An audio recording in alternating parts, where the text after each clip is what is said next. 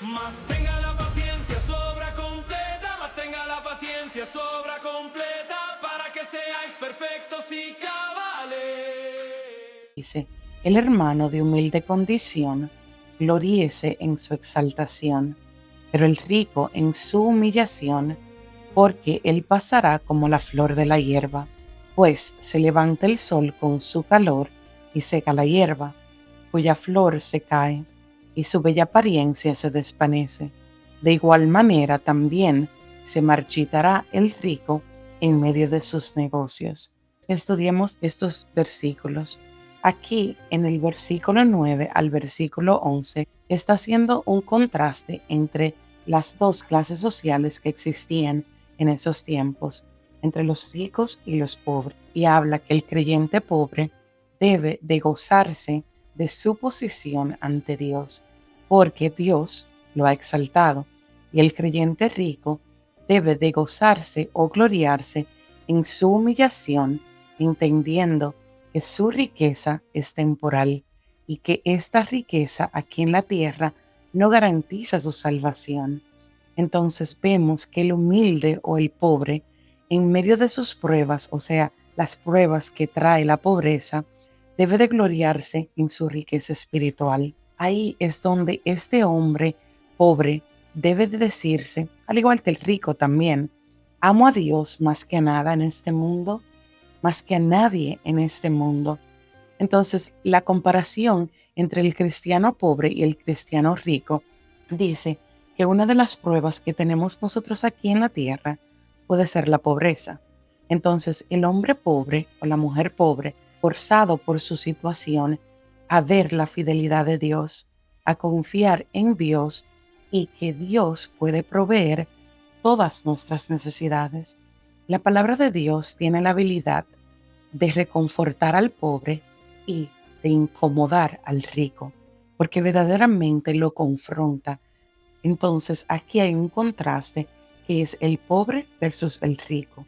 El pobre no tiene lo que el mundo le ofrece, por ende debe de confiar en Dios. Y el rico tiene muchas cosas que le ofrece el mundo, pero aquí en estos versos está haciendo la comparación para dejarnos saber que tanto la pobreza como la riqueza son temporales. Lo único que es eterno es Dios. Segunda de Corintios 4:8 dice, no mirando las cosas que se ven, sino las que no se ven, pues las cosas que se ven son temporales, pero las que no se ven son eternas. Le damos gracias a Dios porque Él nos enseña a nosotros que no debemos de mirar las cosas que son temporales aquí en la tierra, sino que debemos de concentrarnos y enfocarnos en aquellas cosas que son eternas. Entonces, ¿qué nos hará feliz? Nos hará feliz el dinero, la fama, el placer, pero debemos de entender que todas estas cosas no nos pueden hacer feliz. El único que nos puede hacer feliz es Dios. El único que nos puede dar gozo en nuestra situación, que todas estas cosas, el dinero, la fama, el placer, las cosas de este mundo, todas son pasajeras. Mi amado hermano, tú estés en una posición o una situación de pobreza, gózate porque estás siendo exaltado por Dios. Y aquel hombre rico entiende que todas aquellas cosas que te ofrece el mundo son temporarias y no garantizan nuestra salvación. También veamos en el versículo 12 que dice, bienaventurado el hombre que persevera bajo la prueba, porque cuando haya sido probado, recibirá la corona de vida que Dios ha prometido a los que lo aman.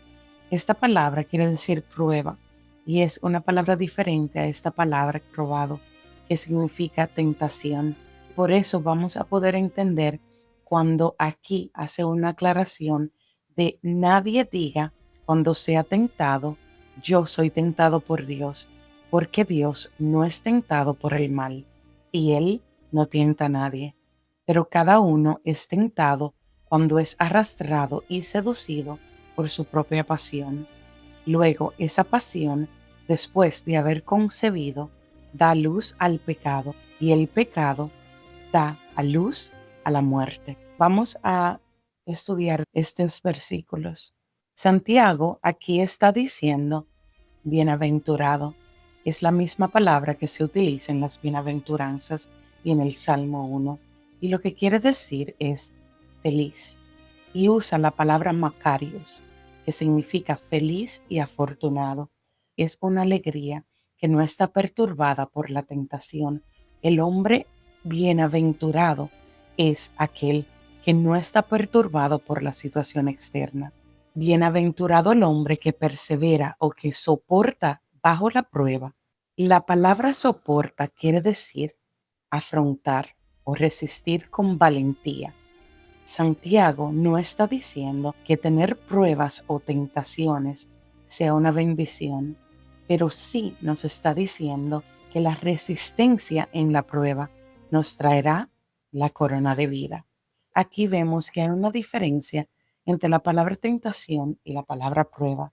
La tentación es una que viene por Satanás.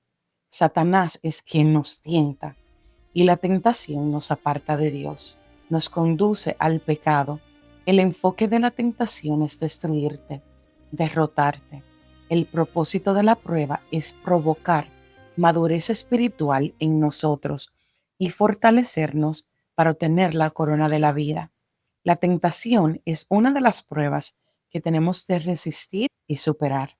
Santiago nos está diciendo que si la prueba que enfrentamos nos invita o nos incita a pecar, entonces no viene de Dios, porque Dios no nos tiene, porque Dios no quiere que nadie peque. Si vemos el versículo 14 dice, pero cada uno es tentado cuando es arrastrado y seducido, miren bien la palabra aquí, por su propio pecado.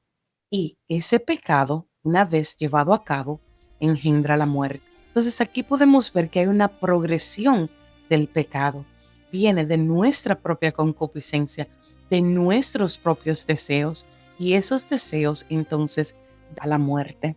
Cada persona es tentada cuando nos dejamos llevar y seducir por nuestra propia lujuria. Entonces, cuando nos permitimos ciertos pensamientos, ciertos deseos sin llevarlos a la obediencia de Cristo, si vamos a lugares donde no deberíamos de ir o tomamos decisiones basadas en nuestro pecado, en nuestros sentimientos, en nuestros deseos desordenados, estos son los que nos llevan a la tentación.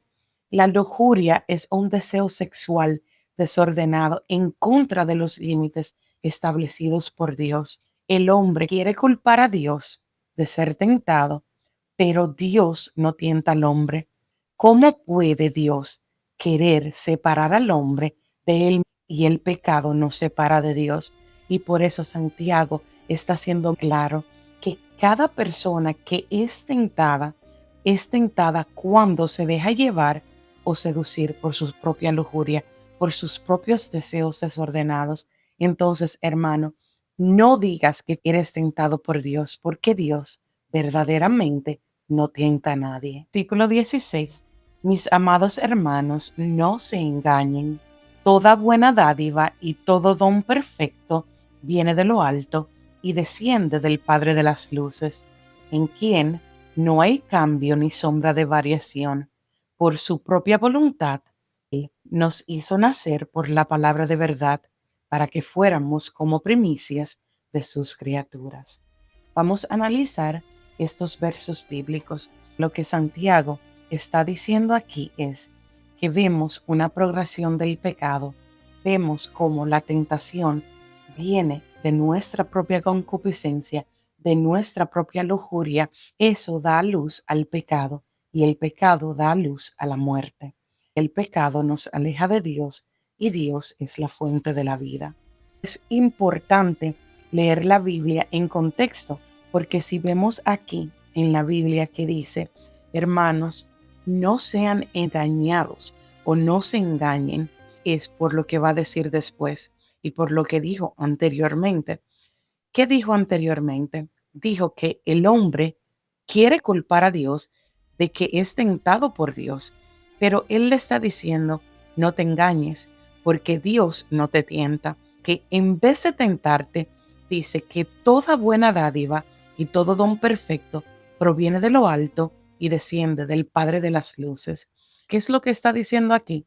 No te engañes a ti mismo, porque Dios no nos tienta, porque en Dios no hay maldad. En el verso Santiago dice que solo cosas buenas y dádivas buenas y dones buenos vienen de Dios.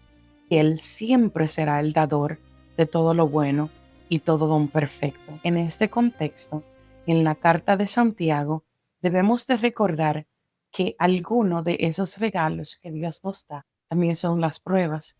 Entonces, ¿cómo podemos pensar que la prueba es algo que nos va a hacer daño o que Dios puede tentarnos? Las pruebas están ahí para construirnos, están ahí para que nosotros obtengamos una madurez espiritual. Veamos que en el versículo 18 dice que Dios de su propia voluntad nos hizo nacer por la palabra de verdad para que fuéramos como primicias de sus criaturas. ¿Y qué quiere decir esto? Que Dios, de su propia voluntad, que fue su decisión, que nuestro nacimiento, tenemos dos nacimientos. Tenemos el primer nacimiento, que es nuestro nacimiento físico, y el segundo nacimiento es nuestro nacimiento espiritual. Entonces, el primer nacimiento es el nacimiento aquí en la tierra y nuestro segundo nacimiento es el nacimiento desde aquí hasta la eternidad. Entonces, las primicias en aquellos tiempos eran la mejor ofrenda, la cosecha, las primeras y mejores ofrecidas a Dios. Entonces, nosotros le pertenecemos a Dios, pero dice que nosotros somos las primicias de sus criaturas. Entonces, como tenemos en su palabra, esto nos hace ser las primicias de todo lo que Dios ha creado. Entonces, Dios de su propia voluntad, su propia decisión, nos ha dado un nacimiento que es el nacimiento que nos lleva a la vida eterna. Santiago nos recuerda que el verdadero valor del creyente no está en lo que tiene, sino que quién es delante de Dios. Y es que aquí nos dice en estos versículos que el pobre puede alegrarse o gozarse, porque Dios lo ha exaltado.